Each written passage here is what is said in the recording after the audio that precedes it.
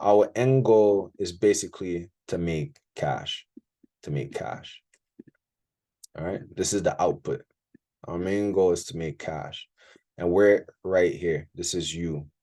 All right. For you to make cash, for you to make money, you have to do certain actions to get money. Okay. Now, when I say actions, what are the actions? And I really tell you guys that process to making money comes in those 3 steps that I showed you guys. The little half, same setup, same risk, and same TP and stop loss. These are the 20% actions that gets you 80% results in Forex. It's crazy, these 3 steps. But in these 3 steps, there's a lot of little components in that you have to master every single one of them so you could get an edge. Okay.